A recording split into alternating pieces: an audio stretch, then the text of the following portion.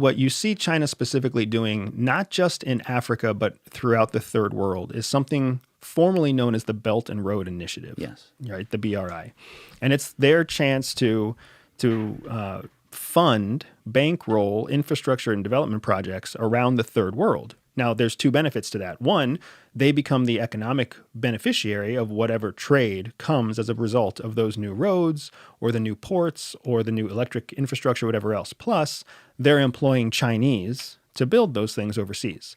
So they're creating jobs and they're creating revenue and they're creating resources for the future of China by building these or investing in these projects around the world. But then the second benefit to them is they also have leverage over that country because they just built clean water for Ghana, and now Ghana couldn't pay for it. So Ghana took a loan from the Chinese. It's loan sharking. Yeah, it's essentially that's what it is, right? So now they have two distinct benefits: a strategic location, all the resources that come from that location, plus they have a financial edge. So it's really that financial piece that China's looking for, because China has looked to the United States and watched what the United States has done for the last 40 years. And unfortunately, I think China understands our GDP, to use your term, better than most Americans understand our GDP. America's wealth does not come from the fact that we are innovative with good colleges and we create high technology. That's not where it comes from. The vast majority of the wealth and the GDP that we generate actually comes from financial institutions.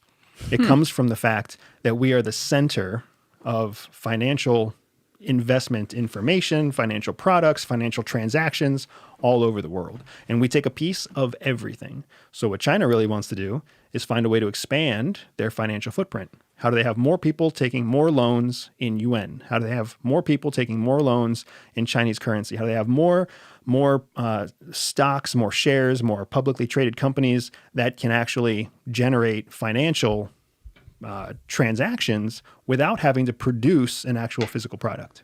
And that means that obviously all their private citizens or companies that are quote unquote on the end of these transactions, they're owned by the government. They have to show everything to the government. So the government is obviously counting that towards the actual control that they have. It helps their GDP when they're getting on these deals. But this is, I assume that this also goes into, like you're talking about finances and everything, but this goes right into like buying up our real estate and some of the other places, I guess, like what they're doing in Africa, but they're doing here too in America. Yeah, and it's funny because a lot of the investments that China has put into Africa specifically, especially in recent history, in the last 60 days or so, those have started to fail. They've leveraged loans or given loans to countries that can't pay them back. And now there's the IMF has been trying to challenge China to say, hey, Ghana is another great example of this. This country has $6 billion in loans that they owe back to China. And China's trying to say that they have to pay back those loans, but Ghana doesn't have that money. And the IMF said, we're not going to come true and we're not going to pay China $6 million because of Ghana's debt. So they're forcing the Chinese now to have to learn how to accept and balance sheets even when they don't get money back. And that's a big part of the challenge that's existing right now in Africa and in China's efforts with their Belt and Road Initiative. It's not just one country. There's actually multiple countries between Southeast Asia and Africa who are unable to pay back the debts that China gave them. There's some problems with that in South America too, I think, right? Yeah, it's going to be a problem as China learns how to be more of a financial player around the world. The United States has been doing this for a long time. So we understand that's one of the reasons that we don't give everybody loans. One of the big challenges that the United States has is that we try not to participate in transactions that aren't going to be profitable.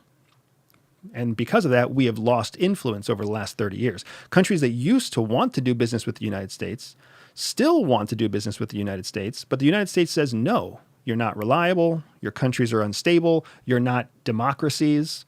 So we stiff-arm these countries, and then they end up being pissed at us, so they go to somewhere else. So then China has learned that loans are a way to win influence all over the world because the United States is saying no. We've kind of painted ourselves into that corner, but now China's starting to pay the price of, sometimes when you give a loan to somebody who doesn't deserve a loan, you don't get your money back.